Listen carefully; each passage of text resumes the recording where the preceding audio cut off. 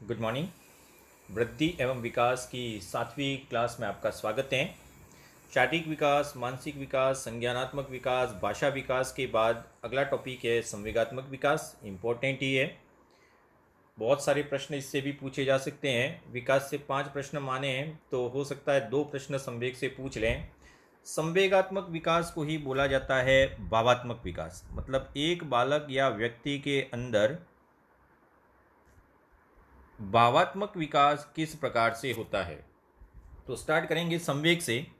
संवेगात्मक विकास में एक शब्द छुपा हुआ है जिसका नाम है संवेग, और इसी संवेग को अंग्रेजी में कहा जाता है इमोशन। इमोशन एक अंग्रेजी वर्ड है, और इस अंग्रेजी वर्ड की व्युत्पत्ति लैटिन भाषा के 2 शब्द है उनसे हुई है जो एनसीईआरटी की बुक में लिखा हुआ। लेकिन एक शब्द की हम यहाँ बात करेंगे, एक शब्द आप ढूंढेंगे, वह है जो इमोवेयर, EMOVER। इसे इमोवरी भी कहा जाता है और इमोवेयर भी कहा जाता है। तो इमोशन शब्द अंग्रेजी भाषा का है जिसकी उत्पत्ति लैटिन भाषा के शब्द इमोवेयर से हुई है, और इस इमोवेयर का मतलब होता है उत्तेजित करना। उत्तेजित करना या एक व्यक्ति की उत्तेजित अवस्था, इसी उत्तेजित करने से इमोवेयर से बन गए ये इमोशन बन गया। अब इनकी परिभाषाओं की बात करें तो 4 परिभाषाएं अक्सर पूछी जाती है, जिसमें सबसे पहला आता है वुडवर्थ। वुडवर्थ ने क्या कहा था? तो देखो, शब्दों में अंतर हो सकता है परिभाषाओं के, लेकिन उसका जो बेसिक जो है कंसेप्ट है वो एक ही होगा। वुडवर्थ ने क्या कहा था? संवेग किसी प्राणी की गतिमय अवस्था है। संवेग किसी प्राणी की गतिमय अवस्था है। तो ये पहली प्रश्न, उत्तेजित अवस्था भी बोला गया इसको। किसी प्राणी की उत्तेजित अवस्था है या संवेग किसी प्राणी की गतिमय अवस्था है, यह वुडवर्थ की परिभाषा है। इसके बाद क्रो एंड क्रो की परिभाषा भी आती है। Crow and crow, crow and crow की परिभाषा थोड़ी सी लंबी है, लेकिन हमने जितनी भी लंबी परिभाषा उनको कुछ भागों में बांट दिया है, टुकड़े कर करके। क्रो एंड क्रो के अनुसार संवेग वह भावात्मक अनुभूति है जो वह भावात्मक अनुभूति। देखिए, परिभाषा के टुकड़े कर दे तो आपको जल्दी समझ में आ जाएगा। क्रो एंड क्रो के अनुसार संवेग वह भावात्मक अनुभूति है जो 3 प्रकार की उत्तेजनाओं से जुड़ी होती है। एक तो है एक व्यक्ति की मानसिक उत्तेजना, दूसरा है एक व्यक्ति की शारीरिक उत्तेजना, और एक व्यक्ति का आंतरिक समायोजन। अब यहाँ समझने वाली बात क्या है वो देखें। संवेग वह भावात्मक अनुभूति जो मानसिक उत्तेजना, शारीरिक उत्तेजना एवं आंतरिक समायोजन से जुड़ी होती है। मतलब संवेग किससे जुड़ा होता है? इन तीनों ही अनुभूतियों से जुड़ा होता है। और इन तीनों की अभिव्यक्ति किसके रूप में होती है? इन तीनों की अभिव्यक्ति का साधन क्या है? तो इन तीनों की अभिव्यक्ति का साधन क्या हो जाएगा? व्यवहार हो जाएगा। अर्थात एक व्यक्ति का बाह्य व्यवहार है, उनके माध्यम से इन तीनों की अनुभूति होती है। फिर समझ लें, संवेग वह भावात्मक अनुभूति है जो मानसिक उत्तेजना, शारीरिक उत्तेजना एवं आंतरिक समायोजन से जुड़ी होती है, और इनकी अभिव्यक्ति का साधन है वह बाह्य व्यवहार है। तो प्रश्न पहला पूछ ले, इसी की परिभाषा से एक प्रश्न बनता है कि संवेगों की जो अभिव्यक्ति है वह किस रूप में होती है। तो संवेगों की अभिव्यक्ति या तो मूल प्रवृत्तियों के रूप में होती है, या अपन कह सकते हैं मूल प्रवृत्तियों का मतलब क्या होता है? व्यवहार का बाह्य रूप होता है। ठीक है, तो मूल प्रवृत्तियों के माध्यम से ही संवेगों की उत्पत्ति होती है। और हमने पहले पढ़ा था कि भावना सबसे पहले प्रकट होती है। भावना से किसकी उत्पत्ति होती है? संवेग की। और संवेग किसको जन्म देते हैं? मूल प्रवृत्ति को जन्म देते हैं। ठीक है, ये 3 चीज़ें हम जब मैकडूगल का सिद्धांत पढ़े थे तब ये तीनों ही पढ़े थे।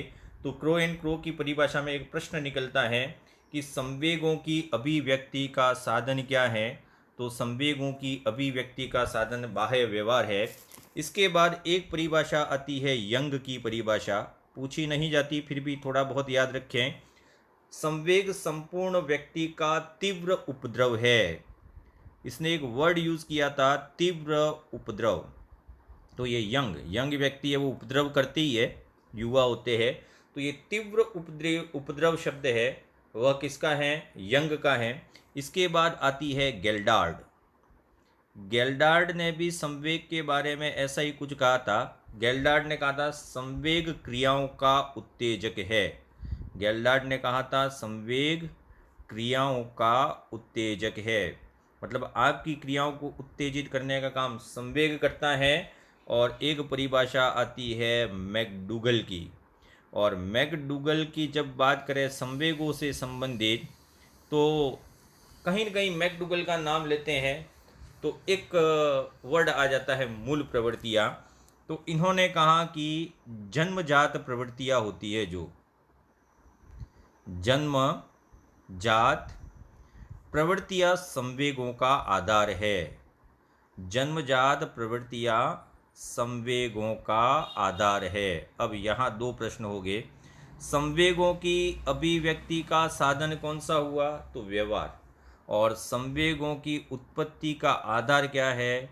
तो किस रूप में प्रकट होती है? जन्मजात प्रवृत्तियों के रूप में। और मैकडूगल ने इन्हीं संवेगों पर अध्ययन कर, आपने मैकडूगल का एक वाद पढ़ा होगा, उस वाद को हम कह सकते हैं हार्मिक संप्रदाय। हार्मिक मनोविज्ञान या हार्मिक संप्रदाय का जनक कौन माना जाता है? मैकडूगल माना जाता है। और उसने एक संप्रत्यय दिया था, इम्पोर्टेंट है। हम कहते हैं कि हम बहुत अच्छा पढ़ाते हैं, ऐसा नहीं कहते हैं, लेकिन हम ये कोशिश करते हैं कि एक भी पॉइंट आपका ना छूटे।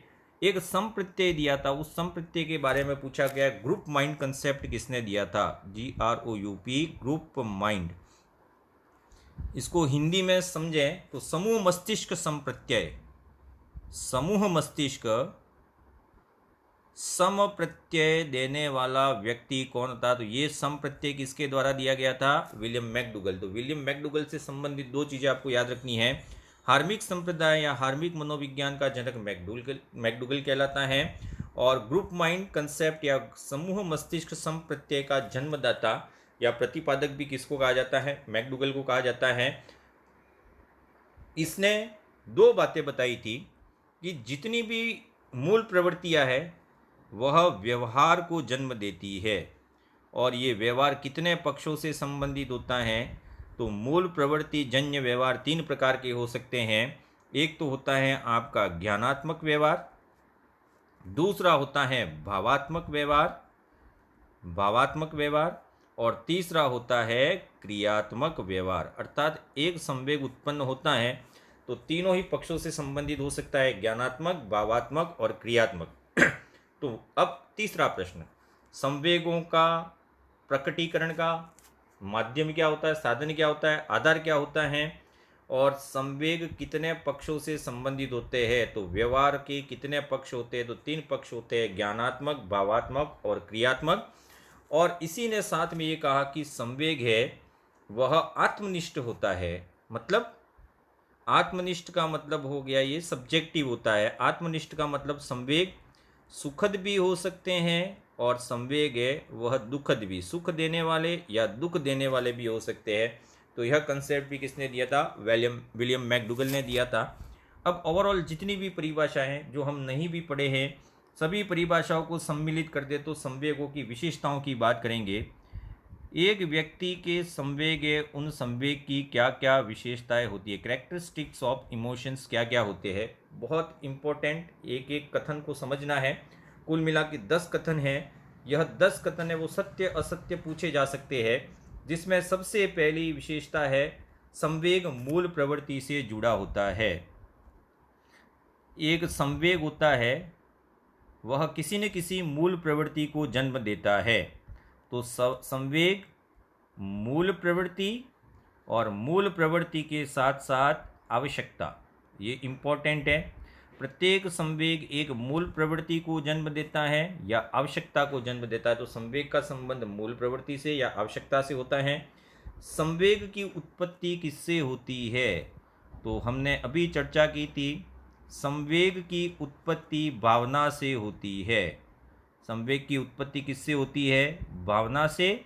और दूसरा अगर पूछ लिया जाए तो भावना ही किसका रूप होती है? प्रत्यक्षीकरण का रूप होती है।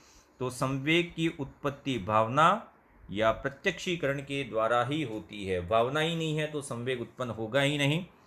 तीसरा पॉइंट इंपॉर्टेंट है, प्रत्येक संवेगात्मक अनुभूति है वह शारीरिक परिवर्तन को जन्म देती है। अर्थात संवेग की उत्पत्ति है वह शारीरिक परिवर्तन को जन्म देती है। अर्थात कहीं न कहीं परिवर्तन आएगा। इन परिवर्तनों की भी बात करेंगे।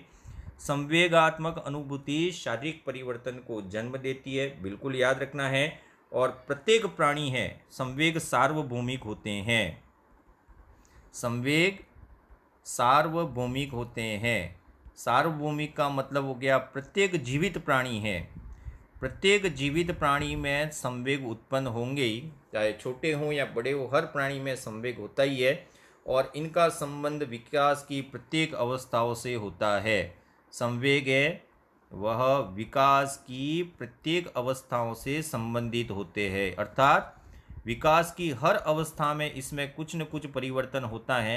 अब संवेग है वो केवल शैशवावस्था में ही नहीं होते, बाल्यावस्था में नहीं होते, शैशवावस्था में, किशोरावस्था में ही नहीं होते।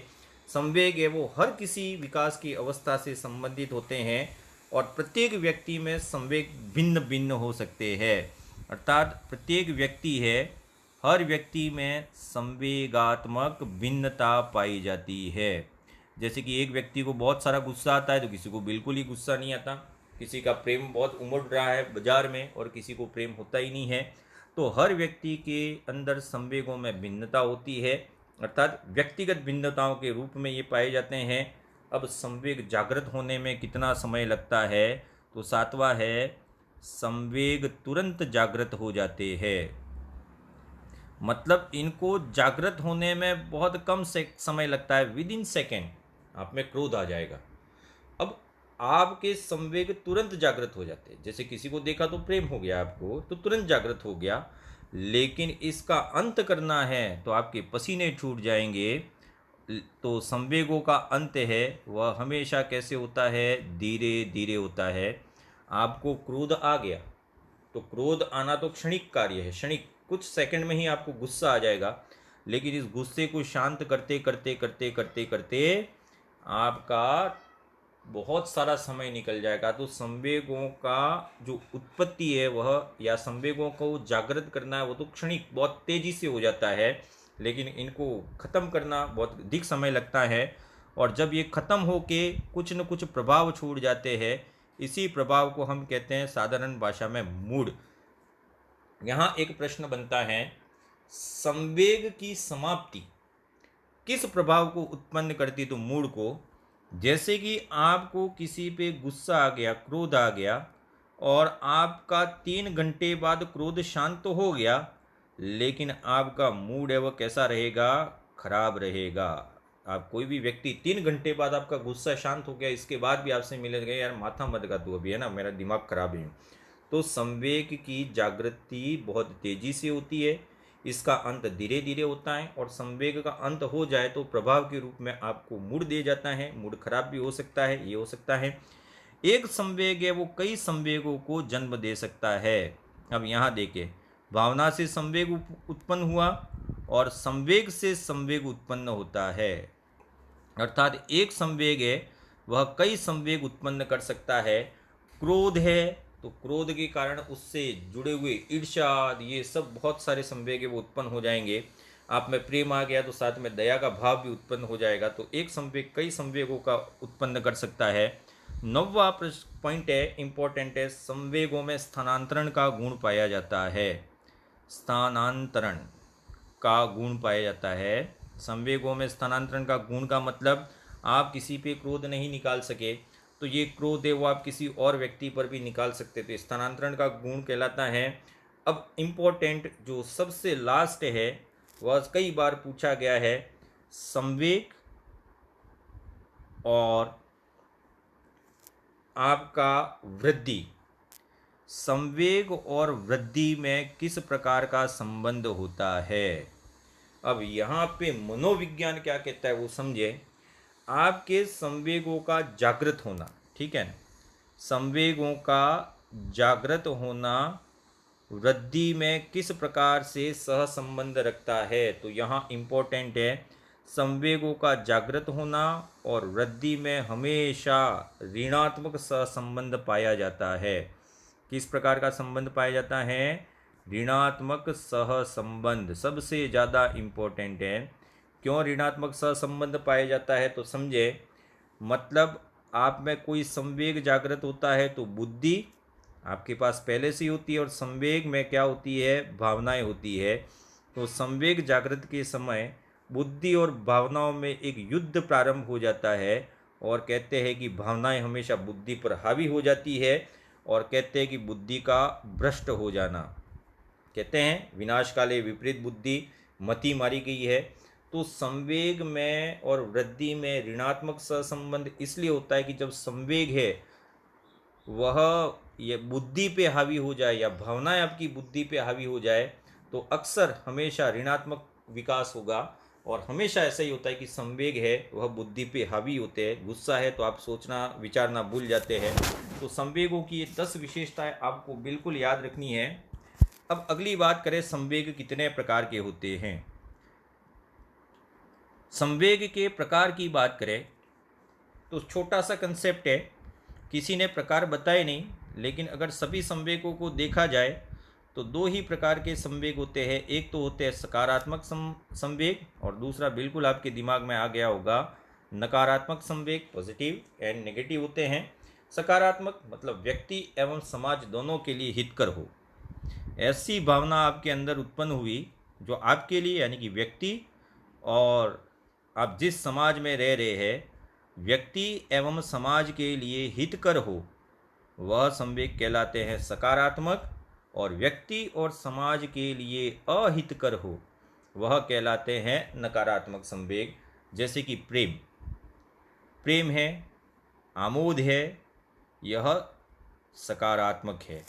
और भय, क्रोध, ठीक है, ये कहीं कहीं नुकसान पहुंचाते, ईर्ष्या, ये सभी किस प्रकार के संवेग है? नकारात्मक है। अब देखें, दोनों ही प्रकार के संवेग चाहे सकारात्मक हो या नकारात्मक हो, अगर इनकी तीव्रता की अति हो जाए, अति तीव्र हो जाए, इनकी आवृत्ति बढ़ जाए, तो दोनों ही संवेग नुकसानदायक होते हैं। ज़रूरी दोनों ही हैं, सकारात्मक भी ज़रूरी है, नकारात्मक भी ज़रूरी है, लेकिन अति हर चीज़ की बुरी होती है। तो संवेगों की तीव्रता ज़्यादा हो जाए तो भी काम का नहीं। जैसे कि माने क्या नकारात्मक संवेग है वह ज़रूरी है? तो जैसे डर की बात करें, डर कहते हैं कि डरना नहीं चाहिए, लेकिन एक छोटा सा बालक है, मान लीजिए उसमें डर का विकास नहीं हुआ।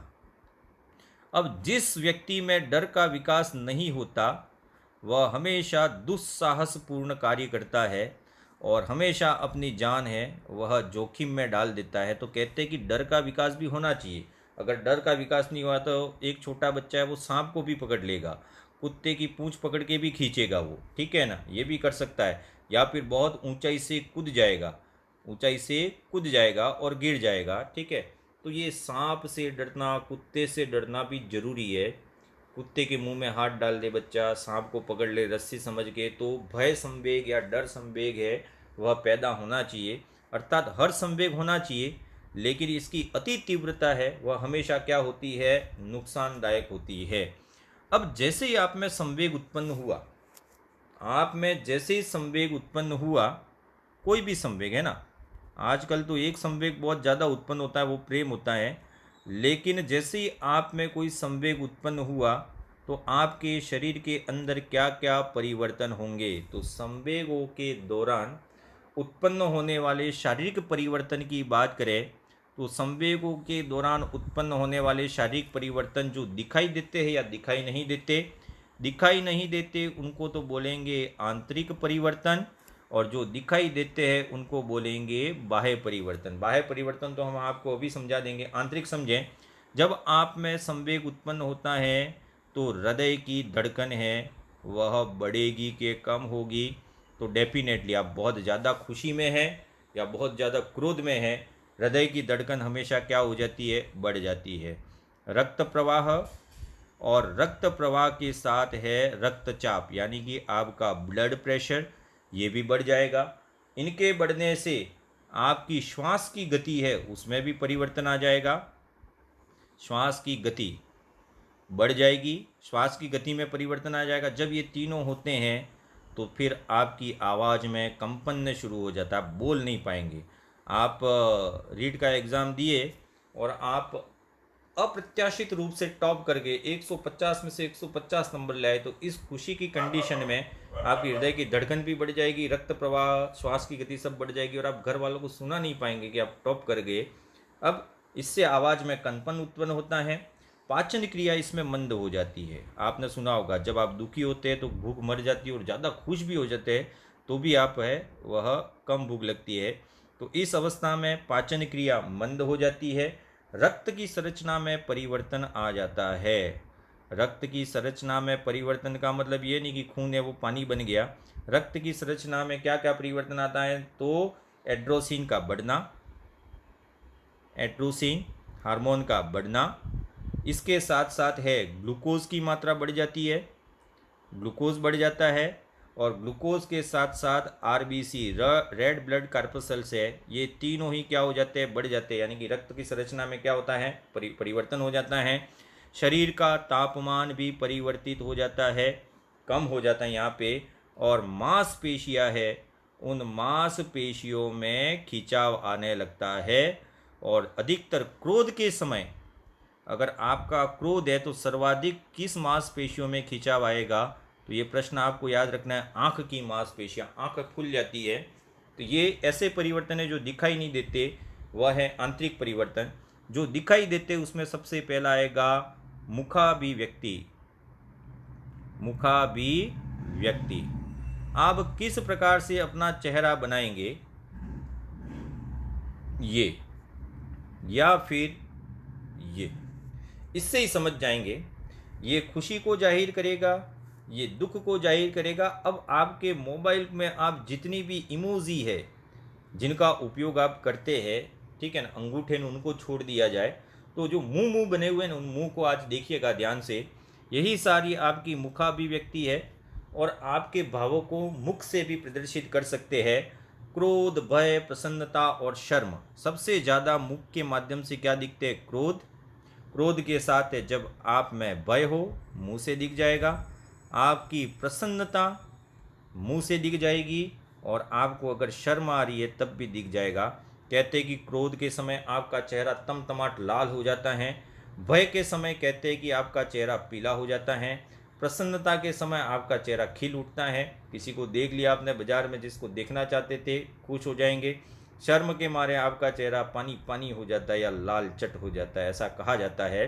तो मुखाभिव्यक्ति में भी परिवर्तन आता है। इस मुखाभिव्यक्ति के साथ और क्या परिवर्तन आएगा, तो आपके शारीरिक मुद्रा में परिवर्तन आएगा। नेक्स्ट स्लाइड ले रहे हैं हम। शारीरिक मुद्रा में परिवर्तन। शारीरिक मुद्रा में परिवर्तन किस प्रकार से आएगा, पहला तो मुख में परिवर्तन, शारीरिक मुद्रा में परिवर्तन। जब आप संवेगात्मक रूप से उत्तेजित होते हैं तो आप हाथ पैरों को बार बार पटकेंगे, मतलब हाथ पैरों का संचालन है वह बढ़ जाएगा, हाथ पैरों का संचालन अधिक होगा।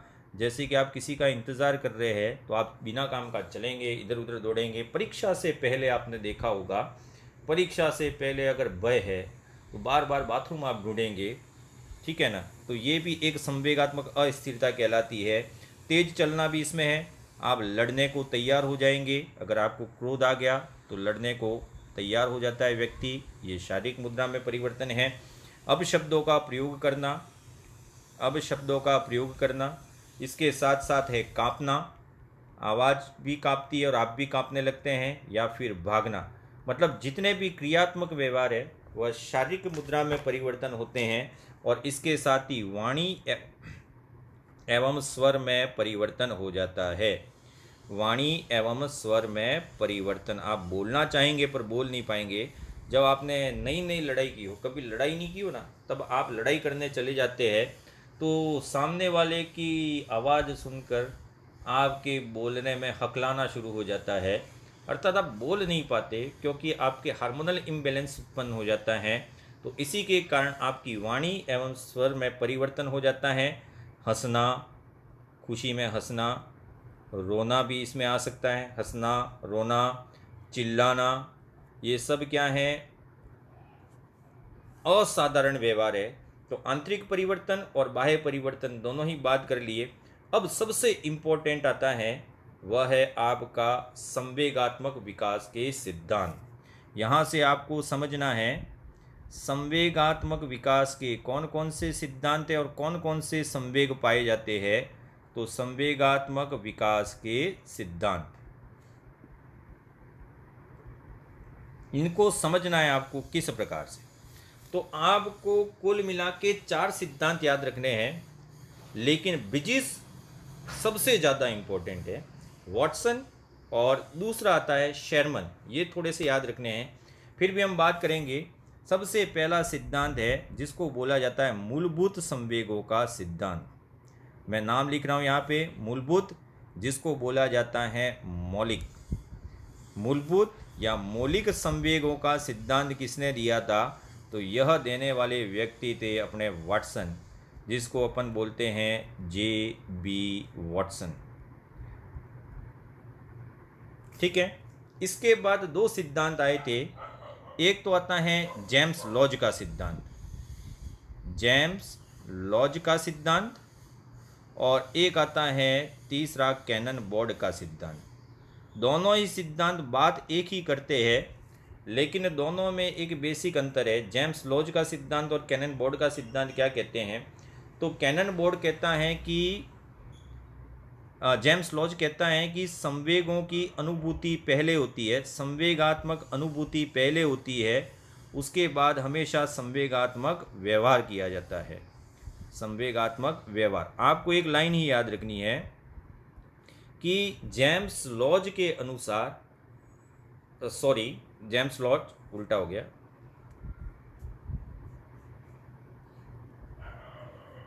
पहला है जेम्स लॉज का सिद्धांत। जेम्स लॉज का सिद्धांत ये कहता है कि सबसे पहले संवेगात्मक व्यवहार होते हैं, इसके बाद संवेगात्मक अनुभूति होती है। जबकि कैनन बोर्ड का सिद्धांत ये कहता है उसका उल्टा, कि संवेगात्मक अनुभूति पहले होती है, इसके बाद ही संवेगात्मक व्यवहार होते हैं। इस पे डीप में नहीं जाना है, दोनों क्या कहते थे इतना ही समझ लेना है। इसके बाद आता है चौथा द्विकारक सिद्धांत, और जहाँ पे भी द्विकारक आए स्पीयरमैन नहीं ठोक देना है भाई। यहाँ पे 2 व्यक्ति थे, स्टैनली, यह सिद्धांत दिया था स्टैनली, और दूसरा आता है सेचटर। स्टैनली और सेचटर के द्वारा यह सिद्धांत दिया गया था। द्विकारक अर्थात संवेग किस पर आधारित होते हैं? तो उन्होंने 2 कारक दिए थे। संवेग है वह उत्तेजना पर आधारित होते हैं, और दूसरा दिया था ज्ञान। ये प्रश्न पूछा गया है, इसलिए आपको याद रखना है स्टैनली एंड सेचटर के अनुसार संवेगों का आधार क्या है? उत्तेजना, ज्ञान, उत्तेजना एवं ज्ञान दोनों, या दोनों ही नहीं तो उत्तेजना एवं ज्ञान दोनों ही आपको याद रखने हैं। और इसके बाद 5वां सिद्धांत आता है संवेगात्मक शून्यता का सिद्धांत। संवेगात्मक शून्यता का सिद्धांत, ये संवेगात्मक शून्यता का सिद्धांत कहता है कि जन्म के समय कोई संवेग नहीं होता, और यह कहने वाले व्यक्ति थे ब्रिजिस। कौन थे? ब्रिजिस, मतलब थी, ये एक महिला थी, ये ध्यान रखिए, ब्रिजिस नाम आता है अक्सर। तो संवेगात्मक विकास के सिद्धांत ये कहते हैं, लेकिन संवेगों की उत्पत्ति होती कैसे है? 3 की बात करेंगे, वाटसन, शेरमन और ब्रिजिस। इसके बाद सब खत्म हो जाएगा। देखिए बहुत इम्पोर्टेंट है, यहाँ से सबसे पहला लेते हैं वाटसन। वाटसन ने क्या कहा वो समझें। एक बालक जब जन्म लेता है तो वाटसन के अनुसार जन्मजात संवेग कितने होते हैं?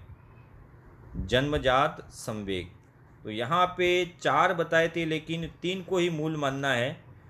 3 जन्मजात संवेग होते हैं, अर्थात मौलिक संवेगों की संख्या कितनी होती है? 3 ही होती है। यह 3 कौन कौन से थे? तो एक तो है भय, भय के बाद दूसरा आता है क्रोध, और क्रोध के बाद तीसरा आता है प्रेम, और एक पीड़ा भी बताया था, लेकिन बाद में पीड़ा को अलग कर दिया। भय किसे, अब वाटसन ने भय किसे कहा वो समझना। एक बालक का भय, यहाँ पे शेषवावस्था की बात कर रहे हैं, तो शेषवावस्था में बालक किससे डरता है? शेर से, यानी इनसे नहीं डरता। बालक सिर्फ किससे डरता है? तीव्र आवाज़, तीव्र आवाज के प्रति भय, ये बिल्कुल ध्यान रखना है, तीव्र आवाज, या फिर किसी सपोर्ट को हटा लेना, किसी सपोर्ट को हटा लेना, मतलब बालक बैठा है, दोनों हाथ छोड़ दो तो कांप जाएगा, तो वो डर जाएगा। तीव्र आवाज़, बहुत तेज ध्वनि होती है, बालक सोया हुआ है और किचन में आप काम कर रहे हैं, थाली गिर गई, वो डर जाएगा। अर्थात भय का विकास किसके प्रति होता है प्रारंभिक अवस्था में? तीव्र आवाज़ या किसी सपोर्ट को हटा लेना। क्रोध कब होता है? तो क्रोध तब होता है जब बालक की शारीरिक क्रियाओं में बाधा पहुंचती है। देखिए ये इम्पोर्टेंट है, क्रोध किसी की है, उसकी इच्छा नहीं, ये ठीक है, लेकिन यहाँ शारीरिक क्रियाओं में बाधा उत्पन्न होती है, तभी शेषवावस्था में क्रोध उत्पन्न होता है। हाथ हिला रहा है बच्चा, उसके दोनों हाथ और दोनों पैर पकड़ लो तो वो रोने लगे, क्योंकि वो कुछ एक्टिविटीज़ कर रहा है, उसको आपने क्या कर दिया? बाधित कर दिया। तो भय का संबंध तीव्र आवाज से है, क्रोध का संबंध शारीरिक क्रियाओं में बाधा से है, और प्रेम का मतलब है त्वचा को सहलाना, त्वचा को सहलाना, या फिर एक बालक को आप क्या कराएं? थपथपाना, थपथपाना। आप देखा होगा हमारे यहाँ पे बागड़ी में बच्चे को सुलाते तो एक वर्ड बोलते हैं, हार्ड हार्ड ऐसा कुछ बोलते हैं, लेकिन उस समय उसको थपथपाते भी है तो उसको बहुत अच्छा लगता है और वो सो भी जाता है। तो वॉटसन के अनुसार 3 चीज़ें इंपॉर्टेंट, 3 मूलभूत संवेग कौन से होते हैं? भय, क्रोध और प्रेम। और बालक में सबसे पहले इसमें किस संवेग का विकास होता है? इनबिल्ड नहीं होते, क्रोध और प्रेम इनबिल्ड होते हैं, भय का विकास किया जाता है। लेकिन शेरमन एक मनोवैज्ञानिक थी, ये महिला थी, ठीक है, महिला, वाटसन एक आदमी था। आदमी को क्या पता पड़े भाई शेषवावस्था में संवेग क्या होते हैं, महिलाएं पास में रहती है। तो शेरमन एक महिला थी, इसने इसका विरोध किया और कहा कि बालक में इस समय क्या होता है? केवल आवेश होता है। इसी आवेश को कहा था उत्तेजना। अर्थात शेषवावस्था में कोई संवेग नहीं होता, बालक में केवल क्या पाई जाती है? उत्तेजना पाई जाती है। और इसी आवेश पर आगे शेरमन की एक सहयोगिनी थी जिसको बोला गया है ब्रिजिस, और ब्रिजिस ने अपना सिद्धांत दिया इस शेरमन को आगे बढ़ाते। ये ब्रिजिस वाला बहुत इंपॉर्टेंट है, ब्रिजिस ने क्या कहा वो समझे। ब्रिजिस, आपको अच्छा लगे तो इस वीडियो को आज ज़रूर लाइक कीजिएगा। ये ब्रिजिस वाला कंसेप्ट है वो आपको बहुत सिस्टमेटिक समझा देते हैं, प्रश्न परीक्षा में आ सकता है। सी टेट या इस प्रकार के जो क्वेश्चन है, आप यूपी टेट और एमपी टेट के क्वेश्चन देखेंगे तो उनका स्तर बहुत ऊंचा होता है, सी टेट का भी ऊंचा होता है, और राजस्थान का है वह सबसे ऊंचा होता है कि आजकल बोर्ड भी उसके उत्तर ढूंढने में उनको कई समय लग जाता है। अब ब्रिजिस ने क्या कहा वो समझे। एक बालक में 2 सप्ताह तक केवल क्या होता है? आवेश। इस टेबल को समझना है, लास्ट में स्क्रीनशॉट ले लेना। एक बालक में 2 सप्ताह तक, 2 सप्ताह का होता है, यानी कि 14 दिन का होता है, तब तक तो केवल उसमें क्या होता है? आवेश या उत्तेजना होती है। यही आवेश और उत्तेजना आगे जाकर जब बालक कितने माह का हो जाता है? 3 माह का। अब यहाँ से समझना इस टेबल को, जब बालक 3 माह का हो जाए तो इसी आवेश से सबसे पहले 2 संवेग जन्म लेते हैं। आवेश से ही पूरा काम हो रहा है, तो आवेश से सबसे पहले कौन जन्म लेगा? एक तो दुख, दोनों एक साथ जन्म लेंगे, दुख, और दुख के साथ उसमें दूसरा संवेग आएगा, वह है आनंद। समझना इसको भी, दुख और आनंद। अब प्रश्न समझना, 2 सप्ताह तक बालक में कौन सा संवेग पाया जाता है? कोई नहीं, केवल आवेश होता है। बालक में सबसे पहले संवेग का विकास कितने माह में शुरू होता है? 3 माह में। और सबसे पहले उत्पन्न होने वाले संवेग कौन से हैं? दुख और आनंद। और दुख और आनंद की उत्पत्ति किससे होती है? आवेश से होती है, ये ज़रूर ध्यान रखें। अब आगे बढ़ें। यही दुख है वह 6 माह के बाद, जब बालक 6 माह का हो जाए तो 6 माह के बाद इसी दुख से 3 संवेग और उत्पन्न होते हैं। बिल्कुल कंसेप्चुअल है, दुख जैसे ही संवेग है। दुख जैसे संवेग, एक तो है भय, इसी से उत्पन्न होती है घृणा। भय, घृणा और क्रोध इंपॉर्टेंट। अब यहाँ फिर समझे, भय, घृणा और क्रोध की उत्पत्ति कितने माह में होगी? 6 माह। इस तीनों संवेगों की उत्पत्ति किससे होगी? दुख से। दुख की उत्पत्ति किससे होती है? आवेश से। फिर समझ लें, 2 सप्ताह के बालक में केवल आवेश होता है। इसी आवेश से 3 माह में 2 संवेग एक साथ उत्पन्न होते हैं, दुख और आनंद। दुख से 6 माह बाद 3 संवेग उत्पन्न होते हैं, भय, घृणा और क्रोध। अब आनंद की बात करें तो आनंद के 12 माह बाद, जैसे आनंद उत्पन्न हुआ, इसके 12 माह के बाद इससे भी 2 संवेग उत्पन्न होते हैं। आनंद से कौन से 2 संवेग उत्पन्न होते हैं वो समझ लें। आनंद से संवेग उत्पन्न होते हैं वह होता है उल्लास और अनुराग। उल्लास और उल्लास के साथ अगला संवेग है अनुराग। उल्लास और अनुराग की उत्पत्ति आनंद से होती है और आनंद से कितने माह बाद होती है? 12 माह बाद। उल्लास चलता रहता है, लेकिन इस अनुराग के 18 माह बाद 2 प्रकार का अनुराग बढ़ जाता है। एक तो बच्चों के प्रति अनुराग और एक होता है आपका वयस्कों के प्रति अनुराग। दोनों के व्यवहार में अंतर होगा। वयस्कों के प्रति अनुराग तो ये ठीक है, इतना याद नहीं रहे तो। लेकिन दुख से 3 संवेग और आनंद से 2 संवेग उत्पन्न हुए, लेकिन आनंद से एक तीसरा संवेग है। 12 माह इधर लिखा मैंने, और इसी आनंद के 24 माह बाद, मतलब आनंद से ही 24 माह बाद एक संवेग उत्पन्न होता है जिसका नाम है हर्ष। अब यहाँ देखिए, ब्रिजेस का जो सिद्धांत था वह केवल 2 वर्ष तक के बालक के अध्ययन तक सीमित था। मतलब इसने जो अध्ययन किया वो 2 वर्ष तक किया था। अब यहाँ 2 वर्ष में उसने क्या क्या बताया, तो आपको याद रखना, एक तो 3 माह, एक 6 माह, एक 12 माह, एक 18 माह और एक 24 माह। 3 दूनी 6, 6 दूनी 12, 12 में 6 जोड़े तो 18, 18 में 6 जोड़े तो कितने हो गए? 24 हो गए। ठीक है, तो ये 3, 6, 12, 18 और 24 ये पूरा एक क्रम है। 3 माह में एक संवेग उत्पन्न हुआ, फिर 6 माह में, फिर 12, 3 में 3 जोड़े 6, 6 में 6 जोड़े 12, फिर 6 जोड़े तो 18 और फिर कितने हो गए? 24। अर्थात संवेगों में संख्या में वृद्धि कितनी बार हुई? 5 बार। 1, 2, 3, 4, 5। 3 माह में, 6 माह में, 12 माह में, 18 माह में, 24 माह में। अब प्रश्न पूछे कि सबसे पहले उत्पन्न होने वाला संवेग कौन सा है ब्रिजेस के अनुसार, तो दोनों ही है। वह कौन से हैं? दुख और आनंद सबसे पहले उत्पन्न होते हैं। और सबसे अंत में उत्पन्न होने वाला संवेग कौन सा है? तो सबसे अंत में किस संवेग का विकास होता है? तो सबसे अंत में किस संवेग का विकास होता है? हर्ष का विकास होता है। ये बिल्कुल याद रखना है। इन्हीं अध्ययनों को आगे बढ़ाते बढ़ाते, इसका स्क्रीनशॉट ले सकते हैं आपको जब भी इच्छा हो। इसी को आगे बढ़ाते बढ़ाते बढ़ाते सभी मनोवैज्ञानिकों ने कहा कि एक बालक है वह 24 माह का हो जाए। अब 24 माह के बाद है वह संवेगों में क्या आती है? केवल तीव्रता या तीक्ष्णता आती है, मतलब शार्पनेस आती है। कोई संवेग ज़्यादा नहीं बढ़ते हैं। लेकिन अब कहा कि 2 से 6 वर्ष तक, 2 से 6 वर्ष तक बालक में कितने संवेग होते हैं? तो 8 संवेग होते हैं। इसमें एक संवेग का नाम मैं जो लिखूंगा, जो हिंदी वाले हैं या संस्कृत वाले उसका अर्थ निकालेंगे। ये 8 संवेग कौन कौन से, वो देखना।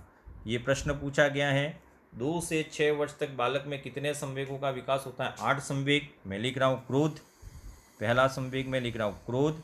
क्रोध के बाद दूसरा आता है डर, डर भी एक संवेग है। डर के बाद एक आता है डाह, डाह भी आप, इसका अर्थ आपको ढूंढना है। इसके बाद आती है उत्सुकता, उसी सारणी से कुछ तो मिल जाएंगे। उत्सुकता, उत्सुकता के बाद आता है जलन, जिसको बोलते हैं ईर्ष्या। जलन के बाद आता है हर्ष, हर्ष के बाद आता है दुख, और दुख के बाद एक और आता है अनुराग। कितने हो गए? 1, 2, 3, 4, 5, 6, 7 और 8। ये 8 संवेग है, वह 6 वर्ष तक विकसित हो जाते हैं। अब बालक में शेषवावस्था में संवेगों का विकास किस प्रकार से होता है? शेषवावस्था के बाद बाल्यावस्था में संवेग किस प्रकार के होते हैं? और बाल्यावस्था के बाद है वह किशोरावस्था में संवेग किस प्रकार से होते हैं? तो अभी संवेग पढ़ लिया, तो संवेग का सर्वाधिक संबंध शेषवावस्था से ही ज़्यादा है। प्रश्न वहीं से ज़्यादा पूछे जाएंगे। फिर भी इन 3 अवस्थाओं में आपको याद रखना है। शेषवावस्था में जो संवेग होते हैं वो कैसे होते हैं? अस्थायी होते हैं, बदलते रहते हैं भन्नाट दृष्टि से। अस्थायी के साथ साथ संवेग अस्पष्ट होते हैं। अस्पष्ट होते हैं, क्योंकि बालक का व्यवहार है वह मूल प्रवृत्तियों पर आधारित होता है। अस्पष्ट के साथ अनिश्चित होते हैं। अर्थात लगा दिया आपने तो ये वाले सब है, और साथ में कैसे होते हैं, तीव्र, संवेग तीव्र होते हैं। लेकिन जैसे ही बालक बाल्यावस्था में आता है सभी हट जाते हैं, स्थायी हो जाते हैं, स्पष्ट हो जाते हैं, निश्चित हो जाते हैं, और तीव्र की जगह क्या हो जाते हैं, मंद हो जाते हैं। तो इनके सबके विलोम शब्द बना देने हैं। बाल्यावस्था में संवेग स्थायी हो जाते हैं, संवेगों में धीरे धीरे स्पष्टता आने लगती है, संवेगों में धीरे धीरे निश्चितता आने लगती है, और संवेग को प्रकट करने की गति कैसी हो जाती है, मंद हो जाती है। और यहाँ एक प्रश्न पूछा गया था, बाल्यावस्था में सबसे ज़्यादा सर्वाधिक प्रभाव इन संवेगों का किस पर पड़ता है, तो ये पूछा गया है। यहाँ पे मंद या कम शक्तिशाली भी कर सकते हैं आप, संवेग कम शक्तिशाली होते हैं। इस पे सर्वाधिक बाल्यावस्था में सर्वाधिक प्रभाव पड़ता है शिक्षक एवं विद्यालय का। बाल्यावस्था में संवेगात्मक विकास में किसका प्रभाव पड़ता है, शिक्षक, और शिक्षक के साथ है विद्यालय का प्रभाव ज़्यादा पड़ता है। किशोरावस्था में आगे तो यहाँ पे संवेगात्मक विकास में तीव्र परिवर्तन होता है वापस, और इसी तीव्र परिवर्तन के कारण इस अवस्था में सर्वाधिक संवेगात्मक अस्थिरता आ जाती है। संवेगात्मक अस्थिरता, देखो अस्थिरता और अस्पष्टता दोनों में अंतर है। यहाँ वाले हैं, लेकिन यहाँ अस्थिरता वाला शब्द है। तो सर्वाधिक संवेगात्मक अस्थिरता वाली अवस्था कौन सी है, किशोरावस्था, ये ध्यान रखना। बाल्यावस्था में शिक्षक और विद्यालयों का सर्वाधिक प्रभाव पड़ता है, तो किशोरावस्था में सर्वाधिक प्रभाव पड़ता है शरीर का, यानी कि शारीरिक शक्ति का प्रभाव सर्वाधिक पड़ता है। कौन सी अवस्था में, किशोरावस्था में। तो ये भी इम्पोर्टेंट है, आपको ये याद रखना है। अब संवेग कितने होते हैं, किस प्रकार से होते हैं। अब संवेगों को प्रशिक्षित करने की विधियाँ, संवेग लाभदायी भी है, संवेग नुकसानदायी भी है, लेकिन एक शिक्षक के तौर पर आप संवेगों को किस प्रकार से प्रशिक्षित कर सकते हैं, अर्थात हमें समाज और व्यक्ति दोनों के लिए, किसी भी व्यक्ति को उपयोगी बनाने के लिए इसे भली भांति प्रशिक्षित करना आवश्यक है। और साधारण तौर पर इस कार्य को करने के लिए कुछ विधियां हैं, जिसमें सबसे पहला आता है दमन या विरोध। संवेगों को प्रशिक्षित करने की विधियां में एक तो आता है दमन, और दमन के साथ एक वर्ड यूज़ कर सकते हैं विरोध, ठीक है ना। इन दोनों का मतलब क्या होता है, तो यहाँ समझना, दमन और विरोध में, इस विधि में बच्चे के अवांछित संवेगात्मक व्यवहार हैं। कैसे हैं, अवांछित संवेगात्मक व्यवहार, इनको समझना आपको ध्यान से। अवांछित संवेगात्मक व्यवहार है मतलब अधिक क्रोध कर रहा है, अधिक भय है उसमें, इनको आपको क्या करना है, रोकना है। तो आपको अवांछित संवेगात्मक व्यवहार की रोकथाम करना है, और रोकथाम के साथ साथ उसमें क्या लाना है, परिवर्तन भी लाना है। खराब चीज़ को रोकना है और परिवर्तन करके उसे अच्छे में परिवर्तित करना है। अर्थात कैसे, रोकथाम और परिवर्तन। अवांछित संवेगात्मक व्यवहार से बालक असामाजिक हो जाता है, तो क्या करना है, परिवर्तन लाने के लिए कठोर नियंत्रण का प्रयोग किया जाता है। कठोर नियंत्रण मतलब हो सकता है इसके लिए आप उसको सजा भी दे दें। संवेगात्मक व्यवहार जो अवांछित है उसको रोकने के लिए या उसमें परिवर्तन के लिए जब कठोर नियंत्रण का प्रयोग किया जाए तो इसी को दमन कहा जाता है या विरोध कहा जाता है। अर्थात संवेगों की असामाजिक और असंयमित अभिव्यक्ति पर प्रतिबंध लगाए जाते हैं, और इन प्रतिबंधों को तोड़ने पर कठोर नियंत्रण में अगर प्रतिबंध लगा दिए जाएं, इसी कठोर नियंत्रण को कहेंगे प्रतिबंध। और अगर ये कठोर नियंत्रण या प्रतिबंध को तोड़ता है तो आप उसे डांट सकते हैं, डांटना, डांटने के साथ है फटकारना, इसमें ही आता है डांटना, फटकारना। दंड आप दे सकते हैं, या दंड के साथ साथ ऐसी न ऐसी कुछ न कुछ दमनात्मक प्रक्रियाएं, दमनात्मक जैसे उसका बहिष्कार करना, दमनात्मक क्रियाएं कर सकते हैं। तो इस विधि द्वारा बच्चे को अपनी भावनाओं को दबाकर संवेगात्मक अनुभूति है इनकी अनुचित अभिव्यक्ति पर रोक लगाने में समर्थ बनाती है। लेकिन कहते हैं कि इसका अधिक प्रयोग नहीं करना चाहिए। इसका अत्यधिक और अनियंत्रित प्रयोग है वह बच्चे के व्यक्तित्व को ठीक प्रकार से उभरने नहीं देता, अतः इसका प्रयोग बहुत सोच समझ कर किया जाता है। तो यहाँ पे ध्यान रखना है, अगर दमन का अत्यधिक प्रयोग किया जाए तो अत्यधिक प्रयोग से क्या अवरुद्ध हो जाएगा? व्यक्तित्व का विकार। तो यहाँ पे हम जितनी भी विधियाँ पढ़ रहे हैं अवांछित संवेगात्मक व्यवहार को रोकने के लिए पढ़ रहे हैं। तो पहला तरीका क्या हो गया? दमन हो गया।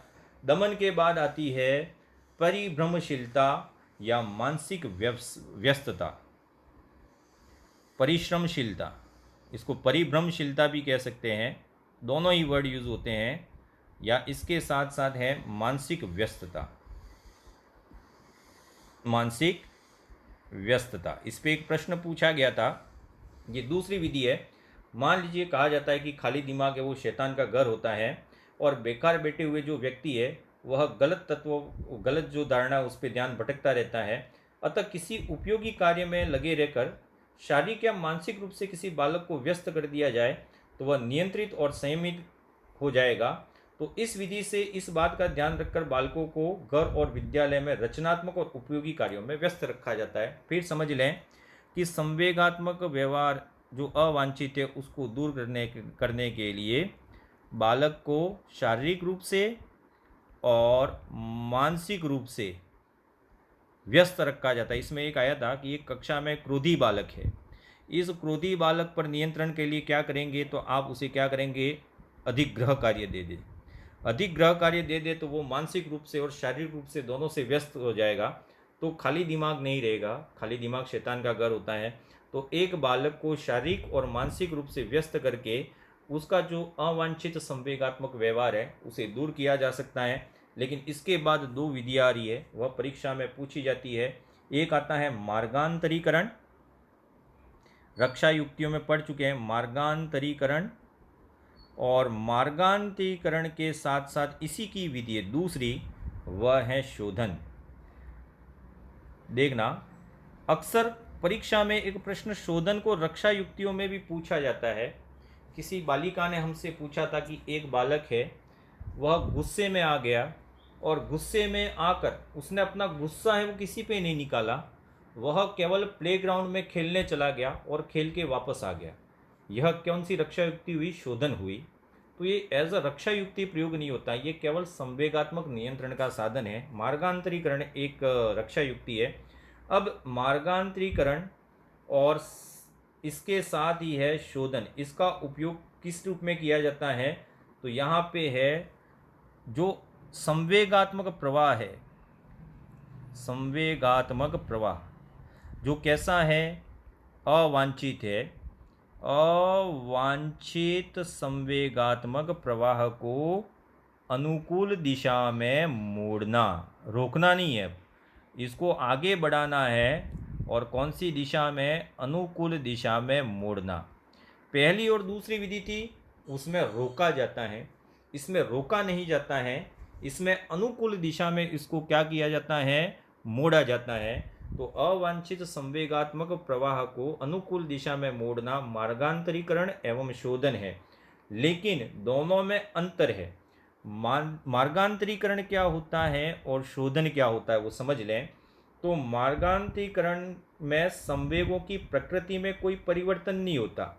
यहाँ पे ध्यान रखना, संवेग तो वैसे ही होते हैं, संवेगों की प्रकृति में परिवर्तन नहीं होता, केवल उसकी अभिव्यक्ति है, वो अभिव्यक्ति की दिशा बदल जाती है, अभिव्यक्ति की दिशा बदल दी जाती है। अब ये थोड़ा कंसेप्ट आपको याद रखना है कि मार्गांतरीकरण का मतलब है संवेगों की प्रकृति में कोई परिवर्तन नहीं होता, केवल उसकी अभिव्यक्ति की दिशा में परिवर्तन हो जाता है। जिसको समझ सकते, एक बालक है, इस बालक को अक्सर क्रोध आ जाता है, और क्रोध आना कैसा है? अवांछित संवेगात्मक प्रवाह है। अब इसको अपन बना दे बॉक्सर, तो क्रोध तो है, लेकिन वो पीटने के लिए नहीं, उसको एज अ गेम में यूज़ कर रहा है। तो इस क्रोध को उसको बॉक्सर बनाकर खेल के माध्यम से अभिव्यक्त करवाया जाता है, यानी कि अभिव्यक्ति की दिशा में क्या हो गया, परिवर्तन हो गया।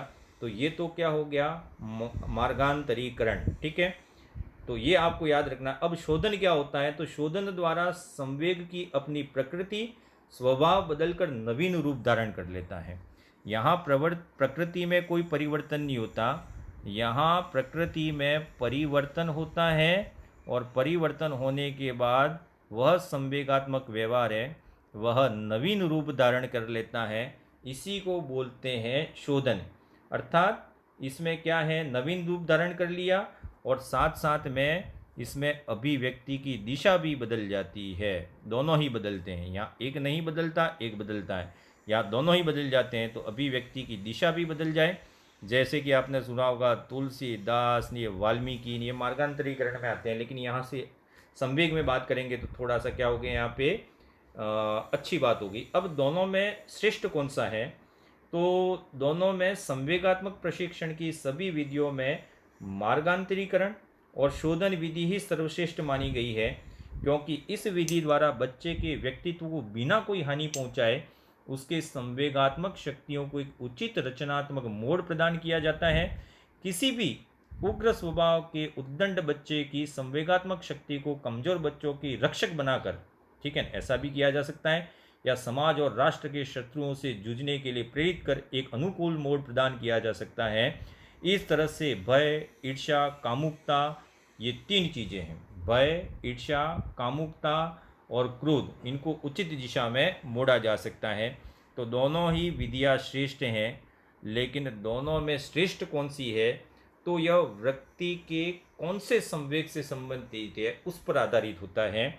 अब आगे बात करें चौथी विधि, वह है आज की अंतिम, जिसको बोलेंगे रेचन। रेचन भी पूछा गया है, रेचन क्या होता है, तो मार्गांतरीकरण और शोधन पढ़ने के बाद रेचन की व्याख्या करें तो रेचन का मतलब होता है संवेगात्मक शक्ति पर प्रतिबंध या अंकुश न लगाकर उसे स्वतंत्र रूप से अभिव्यक्ति के उपयुक्त अवसर प्रदान किए जाएं। देखना, बदलना भी नहीं है, कोई भी एक संवेगात्मक व्यवहार है, इस संवेगात्मक व्यवहार पर आपको प्रतिबंध नहीं लगाना है, प्रतिबंध भी नहीं लगाना है, न ही इसकी दिशा है वो बदलनी है। अर्थात आपको दिशा भी नहीं बदलनी है, इस संवेगात्मक व्यवहार को क्या होने दीजिए, स्वतंत्र रूप से अभिव्यक्त करने के अवसर दें, स्वतंत्र रूप से अभिव्यक्त करने के अवसर दिए जाएं। तब क्या होगा, तो इसको समझना है आपको। जब तक बच्चे को स्वतंत्र अभिव्यक्ति का अवसर नहीं मिलता, उसके विभिन्न संवेग है वह बिल्कुल उमड़ते घुमड़ते रहते हैं, और स्वतंत्र अभिव्यक्ति के माध्यम से बच्चे अपने संवेगों का प्रकाशन कर अपनी सहज और स्वाभाविक अवस्था को प्राप्त हो जाते हैं। अर्थात उसमें फिर कोई मनोविकार या मनोग्रंथियाँ जन्म नहीं लेती। जैसे कि विद्यालय में की जाने वाली विभिन्न पाठांतर क्रियाएं हैं, जिसमें रोचक कार्य करवाए जाते हैं, त्यौहार मनाना, सामाजिक उत्सव मनाना, इसके साथ मेले इस दिशा में काफ़ी मूल्यवान सिद्ध हो सकते हैं। इसके अतिरिक्त पठन पाठन और अपने कार्यों को करने में बच्चों को पर्याप्त स्वतंत्रता देकर भी बालकों का संवेगात्मक अभिरेचन किया जा सकता है। मतलब इनको अवसर दीजिए। अवसर देने में इसमें पूछा गया रेचन में कौन कौन सा शामिल है, तो विद्यालय में जो पाठ्येतर क्रिया है, पाठ्येतर क्रियाएं जिनको बोलते हैं पाठ्य सहगामी क्रियाएं, यह भी रेचन की श्रेणी में आएंगी। विद्यालय में सामाजिक उत्सव मनाना रेचन में आएंगी। विद्यालय में मेले त्यौहार इनका आयोजन करना, यह भी रेचन में आएंगी। तो इनके द्वारा बालक को अपने संवेगों को स्वतंत्र रूप से अभिव्यक्त करने के अवसर आ जाते हैं, और कहते हैं कि इससे बालक हल्का हो जाता है। तो संवेग समाप्त हुआ। अब संवेगों को प्रभावित करने वाले कारक कौन कौन से हैं, तो परिवार है, बुद्धि है, आर्थिक कारक है, सामाजिक कारक है, जितने भी मनोविज्ञान में जितने भी कारक आते हैं वो सब में फिट बैठ जाते हैं। तो आपको यहाँ तक याद रखना है। धन्यवाद। Keep smiling.